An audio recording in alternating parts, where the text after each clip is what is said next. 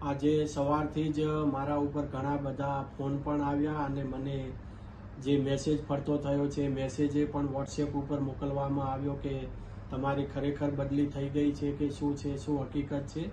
તો મેં એ પણ જવાબ આપ્યો છે કે કોઈ પણ પ્રકારની બદલી કરવામાં આવેલી નથી.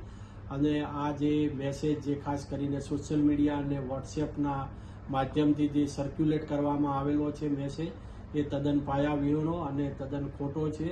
અને એ મેસેજમાં જે હકીકત દર્શાવવામાં આવેલી છે કે H.J. સોલંકી એ ચોટીલાના SDM તરીકે આવ્યા છે અને H.T. મકવાણાની અન્યત્ર બદલી થઈ ગઈ છે, તદ્દન પાયાવિહોણો મેસેજ છે. અને થાનગઢ, ચોટીલા અને મૂળીના નાગરિકોને ખાસ જણાવવાનું કે આવી કોઈ પણ પ્રકારની રાજ્ય સરકાર દ્વારા બદલી કરવામાં આવેલી નથી. આ ફક્ત ને ફક્ત ગેરમાર્ગે દોરવા માટે અસામાજિક તત્વો દ્વારા મેસેજ સર્ક્યુલેટ કરવામાં આવી રહ્યો છે.